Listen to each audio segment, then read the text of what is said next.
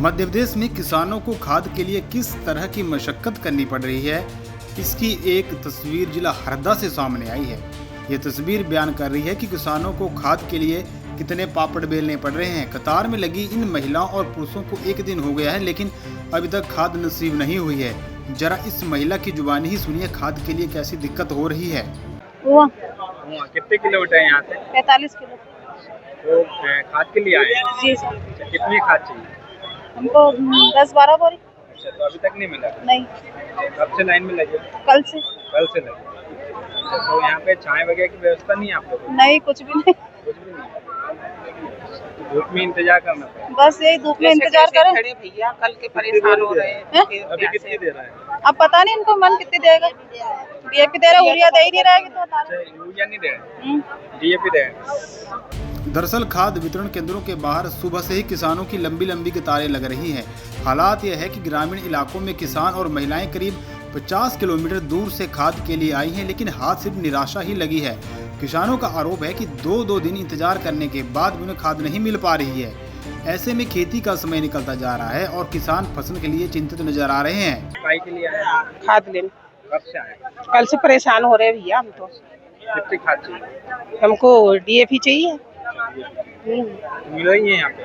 यही है कल की। तो चाय वगैरह की व्यवस्था? कुछ नहीं है, कुछ नहीं, ऐसे कैसे खड़े हैं। अच्छा, ऐसे धूप में इंतजार करना, तो क्या ये समय पे दे नहीं रहे क्या खाद? नहीं दे रहे, नहीं दिक्कत हो रही है आप लोगों को? कौन दिक्कत होती है? दिक्कत हो रही ना, हम तो अब भूखे प्यासे सभी बैठे हैं भैया, और तो खाने को भी नहीं मिल रहे हैं। किसानों को फसल के लिए इस समय खाद की बेहद सख्त जरूरत है, लेकिन समय पर खाद नहीं मिलने से किसान परेशान है।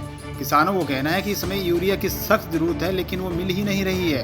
और 3 रोज से प्रतिदिन आ रहा हूँ। सुबह 4 बजे 3:30 बजे लाइन में लग जाते हैं, और शाम को जब लाइन आधी दूर जाती है और खिड़की बंद हो जाती है, और किसान कम से कम 500-700 किसान खड़े हैं यहाँ पे, और खिड़की 2 चला रहे हैं, एक में डीएपी दे रहे हैं, एक में यूरिया आज बंदी कर दिया, दे नहीं रहे हैं।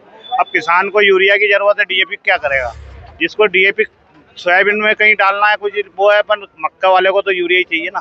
गौर करने वाली बात है कि किसान 40 से 50 किलोमीटर चलकर खाद देने पहुंचे हैं, लेकिन हाथ खाली हैं।